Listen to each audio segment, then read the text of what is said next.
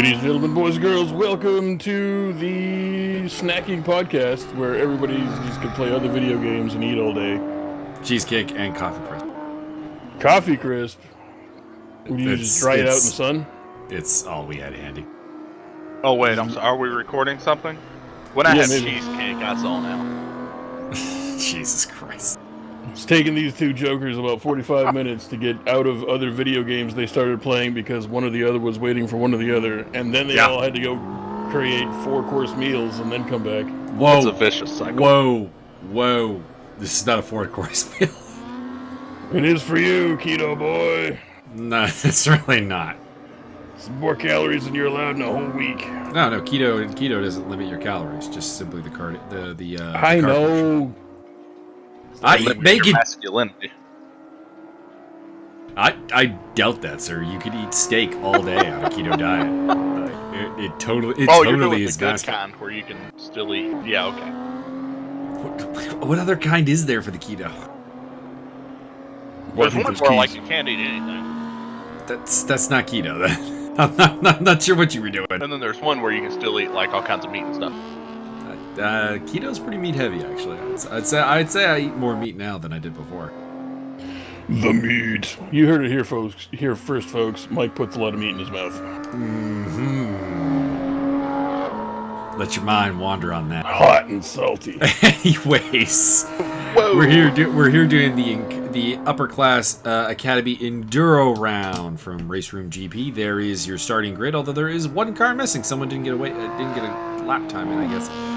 Josiah Jerome it's Ben Davis is missing. He's named Ben Orange for some reason now. I do know what's up with that. Well, he is Dutch. He's not Dutch, though. That's the joke. Josiah Jerome will start on pole from Gustav Ekstrom, Lachlan Nichols, Andre Moll, Michael Jeffries, Wayne Hutchinson, Michael Magas, and the aforementioned Benjamin Orange. Bonk, bonk. Indeed, we got 2 bonk cars on the grid, Jeffries and Moll. I believe there's more than 2, but I only 2 today. 17. Got 2 BMW Motorsports cars, 1 fuck performance car. Good old fuck performance. 1 Pixium. Boner Pills performance. And I don't remember what Wayne Hutchinson's team is. I think he's Martol, I think. Marthol. Or Marthol. The one we joke is a menthol one.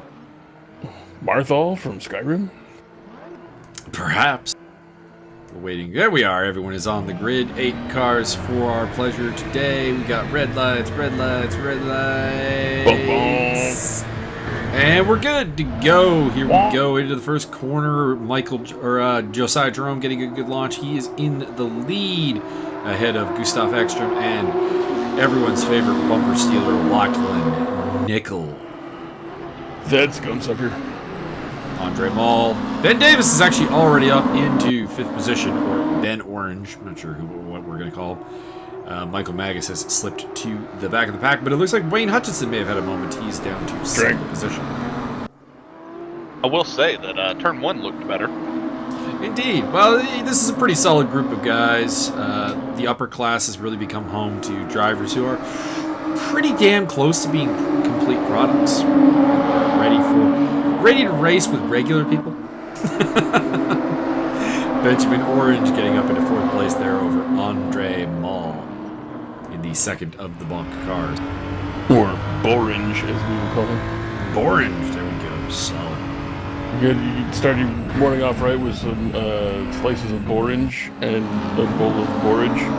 I'll tell you, the guy who's really on the pace here today is Mr. Ekstrom, actually. Historically not a challenger for a race win, but all over the back of Josiah Jerome at the moment with Lachlan Nichols rounding off the podium positions and the championship contender, Borange, on a charge, trying to get onto the podium. It's Gustav the Exorcist Ekstrom.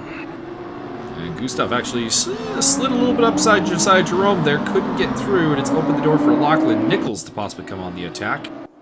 This is, of course, the GP layout, which I think is the longest RaceRoom layout. I could be wrong. It might be the national one that's the longest. But Basically, kind of like the bridge layout that we've seen a number of times throughout our commentaries, and except that this one, instead of going onto the bridge, goes into that kind of S spaghetti-shaped area that we just went through. So, get ready for it. Tasty. A lot of elevation changes, very challenging car, or very challenging for anyone to drive correctly, and you know, we've seen some interesting things. We've seen some cars get flipped upside down at this track before. And we've seen some cars go on their side and somehow right themselves, and that was confusing. But it was done last season. I think it would be fun if somebody designed a track that looks like a Dairy Queen ice cream cone. Or the ice cream on the ice cream cone. So it's just this big swirling race to the top, and then the big swirling race to the bottom, and then do it again. I could see that being fun. It seems more like a hill climb track, though. Yeah, well, with a hill and climbing it, yes. Oh, Lachlan getting very out of shape there. Cuts the track hard. Should have mentioned a lot of illegal laps in this race, because I'll just throw a shout out here to Sector 3 and the track development guys. Your track limits on this track make no sense. Just saying. Correct. Like, you could put 2 wheels off at 1S, and it's like, oh, that's perfectly legal. And then you do the exact same thing on the next S, and it's like, oh, no, that's a track cut. What?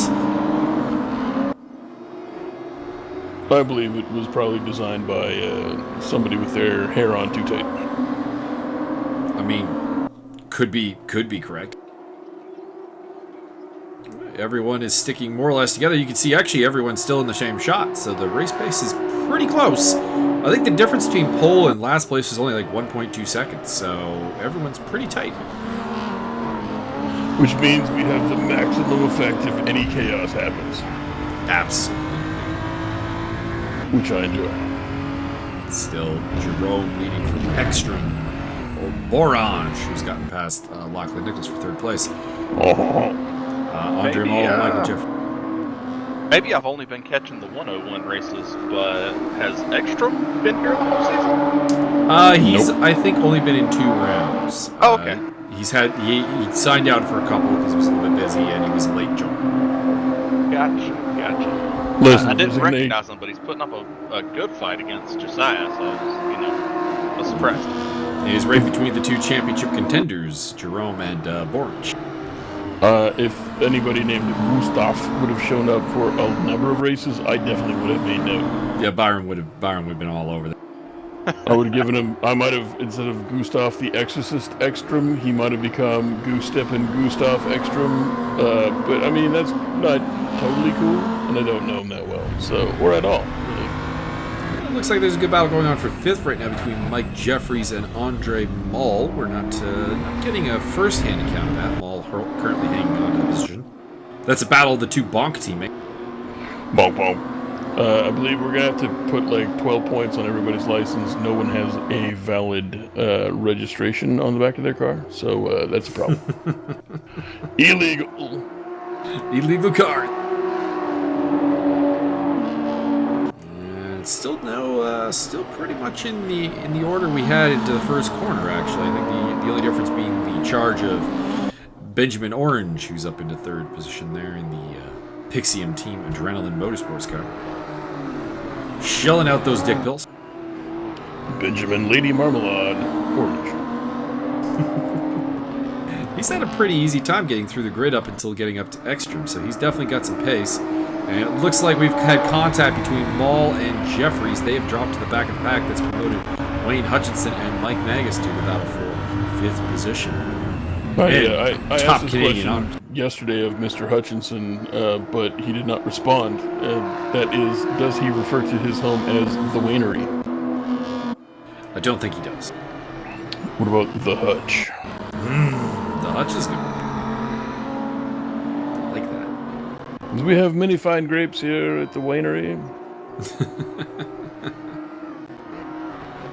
And pressure is still on as Benjamin Orange on the tail of Gustav Ekstrom. Ekstrom is performing a considerably championship important role right now, keeping the 2 contenders apart, letting Josiah Jerome possibly get a large chunk of points here over his main rival in the battle here. By the way, Travis, of course, who I assume you are backing the Josiah Jerome hype train for double champion? Absolutely. He's your boy after all. Get hype. You're up against Ben Davis, who I guess is Andy Blade's boy. Yeah, if he can get around Mr. Ekstrom, I think he might have something for Josiah. I feel like he may be faster than Ekstrom, because he is staying glued to the back bumper. Absolutely. I would say he's the fastest car on track for sure, but catching and passing are two different things we have experienced during the course of the Assetto Corsa race there. I just don't believe that Gustav can be extracted from second place. Oh, that's a good... This is a challenging track to pass at. It is. There's not a tremendously large number of options, but it's a very fun track, actually. I really enjoy my time on it. Oh yeah, I would agree. Oh, WrestleMania, or summer WrestleMania updates. Kofi Kingston has defeated Randall Keith Borton because there's no reason for them to have even had that match in the first place. I guess it had a storyline going into it, but if they ever considered putting the title back on Orton, they need to be shot. Correct. There's no reason for that man to really have ever held more than a couple of titles in his career. At some point, Michael Magas has taken 5th place off of Wayne Hutchinson, so he is through, but that happened off screen. Benjamin Orange still putting the pressure on Ekstrom looking to get up there. Oh, he's down the inside! Can he get the job done? Can he get the job done? We can't see where Ekstrom is. It's a drag to the line. Two trailer park girls go down the inside, down the inside. And it is still the Swede, Gustav Ekstrom, holding off the Brit, Benjamin Orange. There he goes. And Orange is coming down the inside again. Going to be a little bit of contact, I think, but nothing too significant. And that's going to get done. So Benjamin Orange sets up after Josiah Jerome, his championship rival, as he has gotten through on Gustav Ekstrom for 2nd place. And Gustavo. I must say, Andre Mull is really dropping off the pace. I wonder if his car has picked up some damage after the contact with Mike Jeffries. Well, if it's not damaged, I'm sure I can take care of that. Please excuse the little beep you heard in the background. Beep. Not that beep. I maintain that every kind of like high-pitched beep, beep sound should be replaced by a very low, manly voice going beep, beep, beep. You definitely pay attention. Where is the beep? Beep. Can Ekstrom fight back against Orange? I think both Travis and I have said we don't think so. We think that Orange is the fastest car on the track. But can he catch up to Josiah Jerome and his tropical storm of absolute depression and speed in 15 frames a second? Whoa, I hope it's not depression. His frame rate is depressed. That is correct, although your boy, the Borange, I suffers from Welschitis when it comes to ping. Oh, that's a problem. Yeah, Josiah Jerome continuing to roll at the front of the pack. These four are still actually pretty close together. I mean, first through to 4th is only about an 8-second gap. That's pretty tight, actually. Then it's Hutchinson chasing Magas, who they're being caught by Michael Jeffries, who presumably is faster. Here's Gustav Ekstrom on the attack into the 2nd S, but he's going to be on the outside. I don't think there's really anything to go here. And yeah, there's the problem. As he finds himself some speed bumps, and that's going to open up the door for the Australian Lachlan Nichols. Watch your bumper, lock your children away. Lachlan's on the hunt. He's coming through like a numbad on steroids. Indeed, don't you dare go into the pit lane, because Lachlan will follow you to get that bumper. He's a race house. Mighty, bust your bumper right off.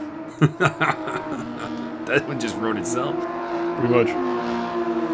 Lachlan Nichols on the attack against the Swede, Gustav Ekstrom. Lachlan Nichols, by the way, rare appearance. Oh, Gustav, that's not good. That's not a good look. Sliding very off the track, and the Aussie is up on Gustav has the been podium. excommunicated. Fell to the pressure. He did. Lachlan was sandbagging in practice, I swear. He was not very fast in practice, and qualifying came around. He's like, bam! 3rd on the grid, bitches. Good old Lolchan. Indeed. I mean, Mr. Lachlan Nichols no longer has his principal rival now that he who shall not be named has left the community. I mean, you're not wrong. I've been fielding a lot of questions about why he left, and the answer is... He didn't left. Well, he did leave before he got banned, in fairness. Oh, you can't fire me. Oh, I quit. I already used that line, actually, when someone asked. Can't remember who it was that asked, but someone asked. I think it might have been Richard Higgs, actually, who asked, and I said, yeah, he pulled one of those, you can't fire me, I quit. Yeah, there's two sides to that story. Yeah. Bottom line, he has no one to play with ever again. Hasn't he been kicked out of literally every league? Yeah, I mean, at this point, he may want to consider hiring someone to create a brand new identity for him. A PR firm, for fuck's sake. That should have been a while ago. Josiah's kicked the afterburners on and is starting to put up a little bit of gaps, so he's got a little bit of pace in reserve, it seems. It's not bad for a guy racing with 1 pixel. Oh, it's not the pixel count that's the problem. It's the refreshing of the pixels. 1 pixel and it only refreshes every calendar year. Oh, God. I mean, at least it's not as bad. You should watch Paul Riccobeni's track guide to this racetrack with his gear shift not working. That was pretty funny, actually. I have seen a couple of those videos. It is funny to me, but only because he has to keep it in such low gear that his car is continually threatening to just explode. No, that's when he's doing the warm-up. Now it's his gears won't shift down properly. He was stuck in 5th gear during the World Touring Car, or the WTCR race that you did the commentary for, the third race. He's like, yeah, I couldn't shift out of 5th gear, so that was a little bit problematic. Yeah. And he was having the same problem when he was doing this. He's even prefaces, he's like, yeah, and my gears are not working properly, so please just ignore the gearing that I'm using. I'll tell you what gear to use, but don't listen to what it says on the screen. I might need somebody to get out and push every time I slow down to show. And there was like the last 2 turns of the lap, he had significant difficulties getting it to select 3rd gear. We should do, Paul, if you're listening, we should do a track guide thing together. I'll sign in, and then at some point when you're slowing down to do some like fine point detail on a particular corner, I'm just gonna smash you from behind. If I can get the car pointed straight. That would be probably somewhat of a good prepper for like online public racing. Just do a literal blooper reel. Now when you come around to this corner, pow! You get hit in the Every ass. time. Every damn time. This is how you race against Collapsol. You just keep getting hit. Hey, we're going with he who shall not be named. Man, fuck that bitch. Well, it's not for him. I ain't give a fuck. I'm just crafting a whole legend around this. It's like Cthulhu. Pretty much. He doesn't have any power, so I mean, don't go too far. Josiah Jerome still leading by actually the lead's out to over 4.5 seconds, although it's closing in as they get to different parts of the track, obviously, over Benjamin Orange.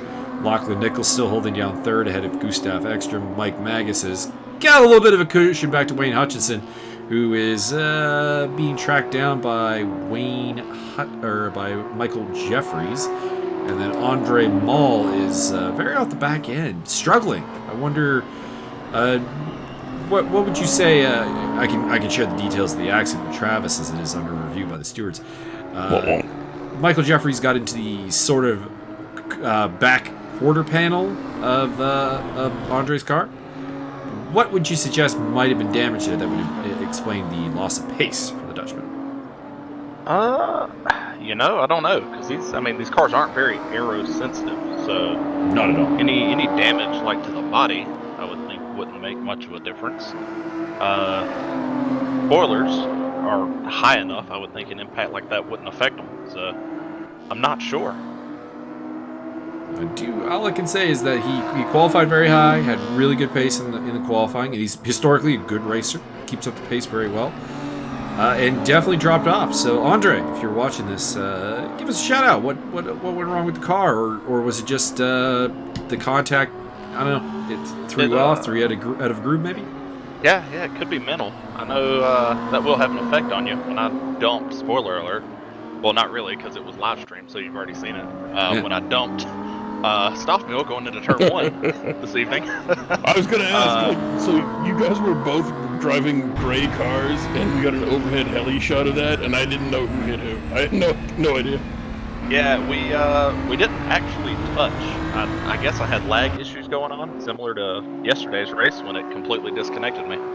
I could still, I mean, we had a gap. I could still see like the bottom of his tire at the ground, and his car went sideways, and then mine went sideways, and then the second time we really hit. We were both trying to collect it, and it was unfortunate. But yeah, what I was saying, like when you know, you have something like that happen. Maybe he's just in his head. I know that was my problem. I kept overshooting corners. I couldn't hit my braking markers. It was a rough race. Maybe he's going through something similar. Could be. Actually, he seems to have more or less righted the ship. Actually, he's holding a steady of about 30 seconds off the lead. So I guess that would probably play more to your idea there, that he may have just been mentally a little bit out of it. Gustav Ekstrom still trying to get back up into the podium-paying positions here against Lockwood Nichols. We've got about 12 minutes to go here in the race. It was a 30-minute race, and we are over halfway home at this point. Things are going pretty good. And I think Josiah's made a mistake because he's only got 2 seconds on Benjamin Orange now. Either that or Benjamin has eaten about 3 seconds out of him in these last 2 laps, which seems kind of unlikely. Josiah's just sandbagging to give him fucking hope. Maybe. Could be. It's a dangerous game to play with your championship rival, though. He's gonna pull a brakey on a hairpin. Hello! They both kind of lost it a little bit there. Everybody have an aneurysm at the same time, why don't you? Yeah, I was gonna say, watching Ekstrom, I like the way he's driving. He's always got the car sideways. I like that style. That's how I do it. It is a very Scandinavian style of driving. See the May drives with Mika Hakkinen video from Top Gear. Oh yeah, fuck, that was funny. That was great. Jeffrey's got to run. Jeffrey's got to run here on Wayne Hutchinson into the first corner, and I think he's got the job done. Bond Motorsports up to 6th place. Next on his list is Michael Magas in the FKA Performance or Fuck Performance entry. Everybody drink. Yeah, that's one of my favorite Top Gear moments, actually. With the only person I could find was this retired bloke. It's Hakkinen. I still enjoy his shenanigans with Ken Block. That was pretty good too. Ken Block is always good TV. Sadly, not a great racer. Well, no, he only does staged stuff. No, he does. He raced a couple seasons in World Rallycross actually, and destroyed a lot of vehicles. I was gonna say he probably sucked a bag of distasteful genitalia. He had his moments. He had some good runs. But he had some good runs. He was far from the best. Yeah, he got kind of beat up by Andres Bakkerud, who was his teammate. Mind you, Andres Bakkerud is one of the best, probably one of the top 5 rallycrossers on the planet. So, not sure how much that's really an indictment of Block's skills, and just how much of that is just Bakkerud being really good. Well, you know, I don't know really anything about racing, but I do know that if you set up an obstacle course and you run it a bunch of times for like cool YouTube fame, I don't know how good your racing is going to be. I would say that Ken Block is probably an above average rallycrosser. Fair enough. See, I don't know anything about racing, so if you tell me that, then I have to believe you. If you were to pick Danica Patrick or Ken Block to be your race partner, which one would you choose? Off-road or on-road? Let's say you had to do both. Alright, so let's say we do both. I'm probably gonna go with Ken Block because I don't think Danica Patrick would do very well in the off-road sections. I don't know that she has any off-road experience. Yeah, because literally all I know about Danica Patrick is she's very attractive, very determined, very driven, and also crashes a bunch. Yeah, her NASCAR run has not been great, which that's kind of the weird thing, because in IndyCar she was actually known as for like not crashing the car, but in NASCAR, not so much. It was like her very last race in NASCAR, and she put it in the wall. Meantime, Ekstrom still on the attack here against Nichols. hasn't found a way through. Andre Mall is dropping back again, so perhaps just a mistake. I don't know. I'm still teetering between whether he has car damage or he's just kind of mentally not fully in the race after the contact. I'm gonna go with both. Yeah, Could be it's combination. hard to overcome, especially if you just keep making mistakes. It's hard to get your head back in it. Absolutely. Just sit there and pray for the race to end. I can relate to that from the Assetto Corsa race today. Oh, that was terrible. Yeah, it took about 10 minutes, and I was ready for that race to be over. I think I was over at turn 1 after me and Mike Jeffries had a little bit of contact. Totally 100% my fault. Apologies to Mike Jeffries. But then also the great amusement of I got a penalty for cutting the track, and it was a stop-go penalty. I thought it was a drive-through, so I did a drive-through penalty. Came out, looked down, and said, "It hasn't cleared my penalty." And I look over and I'm like, "Oh, it's a stop-go penalty." Fuck. Oops. So by that point, I was lapped by the entire field except possibly Johnny Major. Oh, yeah. Juanito had some issues.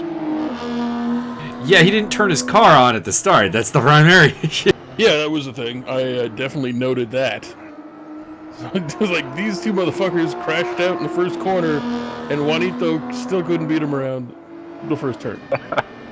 Yeah, well, Johnny had a very interesting qualifying where he got a black flag that needed to be cleared, so this is kind of panicky. Oh, yeah, we noticed their Travislio wall hacks that at some point you kind of seemed to lose the pace. Like, you were right with Stoffmill pretty much neck and neck the whole way up until, I don't know, a certain point during the race, and you just sort of, I don't know what happened, but you just weren't keeping up anymore. Was there a crash? Was there somebody in your way? Were you just like high on PCP? Like, what happened? No, that was just the moment that I was ready for the race to be over. But when we got tangled in the first corner, I don't know, it ruined it for me. I was heartbroken. Might I recommend that you have a Snickers dispenser right there on your rig, so you don't become Danny Trejo. Yeah. Well, I mean, I was gonna go with the Joe Pesci one, but yeah. I was kind of tempted to make it a little bit to make it slightly difficult for you on the blue flag, but no, decided against it. I would have. Gotta help my teammate. Yeah, I guess it was a good thing though that there was so much, like, I guess, connection issue. I don't know what my deal was, but cause I know I didn't get any damage, and Carroll ran into the back of me at turn 1, which bounced me back into Stoffmill, and it never told me I had any damage on my car. And when he hit me in the back, he hit me hard. And then whenever I hit Stoffmill the third time, I hit him hard. And I know I never got any damage. It didn't look like Carroll had any damage because he was still flying at the front of the field. I guess it was a good thing that I wasn't, like, that it was lag that kept bouncing me around, because if not, there would have been several tore up cars. In the meantime, I do have to point out we had a change in the lead. Benjamin Orange now leads Josiah Jerome. Gustav Ekstrom on the attack against Lachlan Nichols. Whoa! Oh, hello. And Nichols is off. Wow. Ain't nothing wrong with a little bump and grind. Well, that was a bit weird. Almost like Nichols may have had some connection issue. Yeah, his car was a little bouncy. Yeah, it's kind of, that's not really how it's not really how a car reacts to contact. Anyways, Josiah now behind Benjamin Orange. By the way, last to first for Benjamin Orange. That is correct. Maybe the we'll have to be examining him for illegal substances and or just drive hacks. Well, also he changed his name, so I mean, it could actually just be a mistake. That could be. Yeah, that's totally my account, guys. You should totally get me into this race. Not anybody else driving the car at all. Anybody else at all. I mean, we do have. Last name of Orange, I'm guessing maybe some nationality that favors the orange color might have had a driver involved. Are you suggesting certain influences of a I'm just flying out rider? theories. A mistake from Jerome. Indeed. Michael Magas is up on the tail of Lachlan Nichols. Has lost a spot to Mike Jeffries, though, who is up ahead. Back into fourth place on his recovery drive. Should be mentioned, actually, I may be showing up for one of the WTCR races, but it won't be me driving the car, it'll be Rochelle, because She doesn't own one of the tracks, and I have offered her my account for that particular round if need be. Dear Rochelle, please just sell off all of this stuff because it would be very funny. There's no way to do that, fortunately. Oh! Dear Rochelle, please change one of his liveries to something really awesome like a Hello Kitty.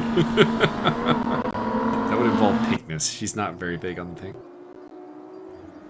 Neither am I. All of her cars are red or orange. Pink is my favorite color. You kids and your Aerosmith. Yeah, somebody got it. Fuck performance! Don't know if y'all heard that. We have a guest in the booth.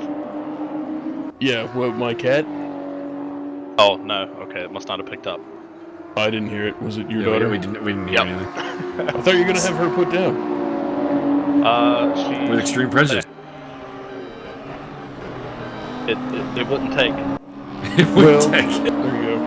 Too much cheesecake, too little cheesecake. So we've got a pretty good battle going on for the win, and we've got a pretty good battle going on for 4th through 7th here between Jeffries, Nichols, Magas, and Hutchinson, who's up on the back there. It's Mathall. That's the name of the racing team that Wayne Hutchinson rep. Yeah, I like that. Mornthal. That's a cool livery. It's kind of plain, honestly.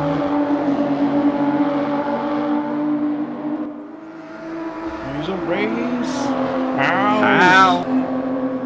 Not racehorse. That would be funnier. That would be more amusing. Racehorse equipment in .com. I'd also like to thank our sponsor, as always, Fiesta Pel. Do not ever order that product. I have a new sponsor, and since Travis is along for the... Travis, are you going to do the GT4s with us? Yes. Excellent. I will whip out... Tune in next time for a brand new sponsor, because Travis is finally here, and I can hear his reaction when I whip that. Oh, that one. Okay. You don't even know what it is. I haven't told you. I have a psychic connection with you. I know what it is. Well, I mean, you're not wrong. We have proven this through many Rocket League battles. Correct. We are heading around to start the final lap, I do believe, here. So it is still orange, leading from Jerome, Ekstrom, Jeffries, Nichols, Magas, Hutchinson, and Maul, who has fallen to about 48 seconds off the race leader. Still, actually, probably the tightest first to last grouping we've actually ever had in the Academy. Dicey's possible. As Lachlan Nichols flashing the headlights at Mike Jeffries, trying to get in the Bonk Motorsports driver's head. Yeah, that's how you do it. I don't think it works on Mike Jeffries too much. He's a very cool, calm, and collected individual, except if you hit him twice, he was a little angry at me today. I said earlier on commentary that if it was a possibility to have flashing headlights on a car, I would just permanently map it in to go off constantly. I would put it on like caps lock and then just hit caps lock. Well, all I'd have to do is tape over the one button on my wheel, and it would constantly flash my headlights. There you go. Just put it on like F1 and a little electrical tape and good. I could put it on one of my little rotary buttons instead of constant, instead of pulse, and just flip to that button. Do it. I want to see a whole race. Oh, Lachlan looking down the inside. Beware of Lachlan when he's looking down the inside of your bumper, because your bumper might be, coming with him. Lol Chan gonna kamikaze the shit out of you. Indeed, and it's actually opening the door. Magas and Hutchinson are both catching up pretty quickly, actually. They may be getting into this fight here in the final corner. This is the last corner. Benjamin Orange has defeated Josiah Jerome in this particular race and closed the championship gap. Can they get it done? And the answer is, I think Jeffries has got that. What is going on with Lachlan Nichols? Oh, he tries to slide good God Almighty. Jeffries takes 4th ahead of Magas. Hutchinson and Nichols take 7th after throwing it all away like a complete scrub. He may or may not have had some didgeridoos on his billabong. Entree Mall bringing up the rear. Still a valuable 8th place finish for him. Your race winner, Ben Davis or Benjamin Orange. Josiah Jerome gets the fastest lap at a 140.6. Which actually the slowest fastest lap, which belonged to Wayne Hutchinson, was within 2 seconds of that. So pretty solid performance by the entire field. Tip of the hat to you. except to Lachlan Nichols, who completely ruined a 5th place finish. What a dick. And the Academy will be undergoing some changes next season, so get ready for that. And we also will be announcing the expulsion of a handful of people from the Academy in this particular one. In fact, I will announce them on it. Because you're all fired. There deserves to be some shaming going on here for the lack of attendance in the Academy. Shame. So, I will, hang on, just pulling up the list here. Oh my god, I thought you were prepared for this. No, this is more spur of the moment. The following individuals have been debunked from the Academy due to lack of attendance. They are Andreas Richter, gone. They are Stein Verstadt. I don't know if I'm saying that right, but I'm like very hoping that is actually how you say his name. It doesn't matter because we're not saying it again. True, he hasn't shown up to any ESR races, so you can consider this permission for us to use that name at all times. We also dismissed Gary Neers. No. Time out. You need to do this like Taka Michinoku. He is dismissed from the Academy. It is Andreas Richter. He is Gary Neers. Anyways, we'll see you on the GT4 race, which we're going to do basically right now, assuming we can find the link to the video.